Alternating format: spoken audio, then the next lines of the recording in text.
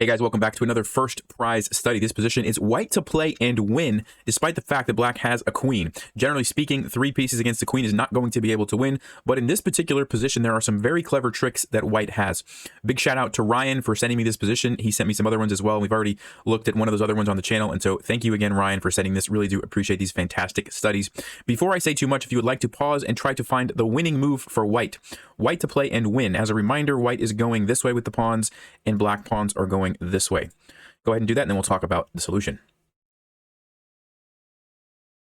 All right, so if you had a chance to look at that, the winning move for white is knight to e5 check. And part of the reason we're doing this is obviously it's a check. We don't want to just lose our bishop. Our bishop is being attacked by the queen. Remember, our pawn's going this way, so this is an undefended bishop.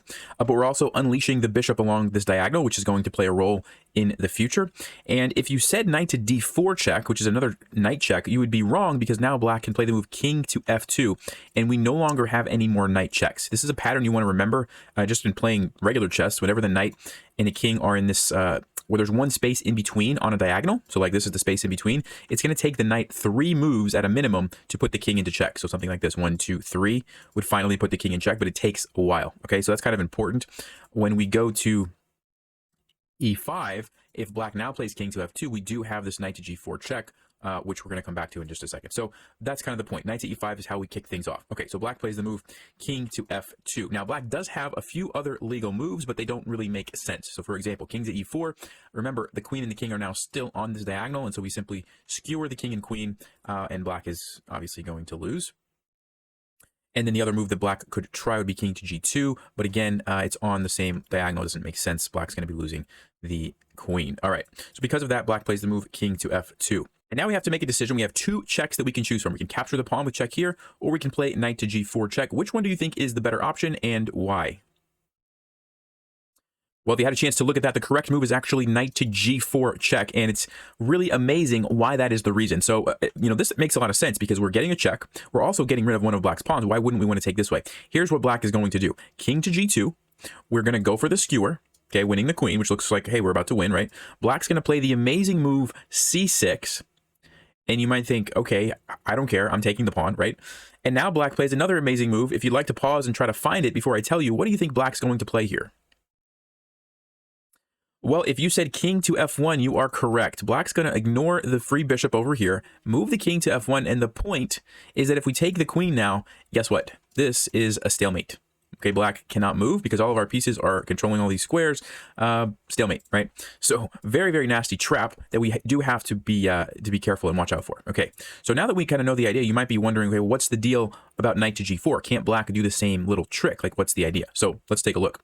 So black actually has 3 moves with the king, and both king to f3 and king to g2 lose faster than king to f1. So as an example, on king to f3, we simply get the skewer. They can go for this knight capture, but we take the queen. This is ultimately going to be a winning endgame, so if black can try something like this, we simply take the pawn. If they ever take the bishop, this pawn is just going to go. We also have this guy, our king stops the pawn. Black has no chances, right? So the only moves that make any sense would be king to g2 and king to f1. Now, king to g2 is going to transpose into the main line that we're going to look at, but king f1 is a little bit more tricky and requires more work on white's part. And so that's the move we're going to focus on. Okay, so king to f1.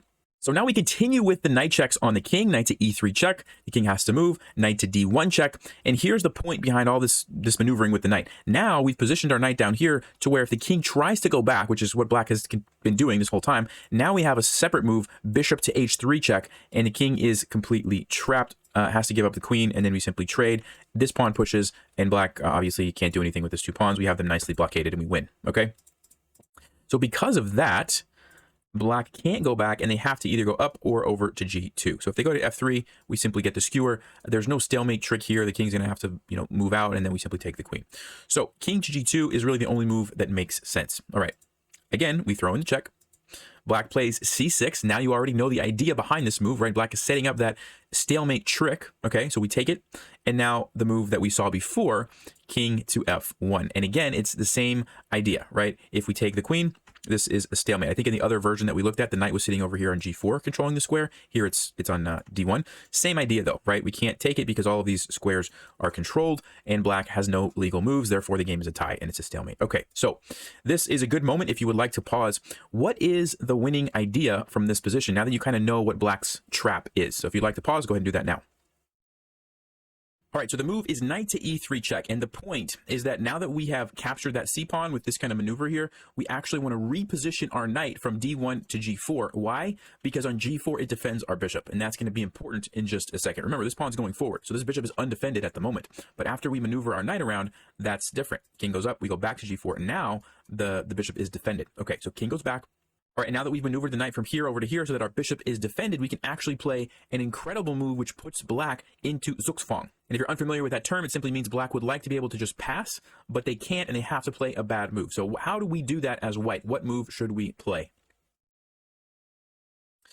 Well, if you looked at that, the move is bishop to d5, which looks like an absolutely crazy move. And the point is, of course, we can't take, right? We already talked about this. This is the stalemate trap that we're trying to avoid. So we play bishop to d5 because we're putting black, like I said, in Zugzwang, and they have no good moves. Every single move that black can play is a bad move. The king, first of all, cannot move, right? It's already trapped. So all of the queen moves. Well, if you move here, you lose your queen to the bishop. If you take our bishop, now that our knight is here, we take the queen. If you move here, we take it with check. And you might say, well, hold on a second. Oh, and I should actually mention the obvious. If you take the bishop, you lose to this fork, right? You end up losing the queen. That way we still have the pawn to push and win. And you might say, well, there's two other squares where black can try to be tricky. And actually, we do need to cover these moves because on queen to f3, the point is that if we take it again, we have a stalemate. So black is not going down without a fight, but we do have a way to finish off the game, and it's the simple knight to e3 check. We throw in the check because it forces the king up, and now we can actually take the queen. It's no longer stalemate. Black has a move, and we can go on to win.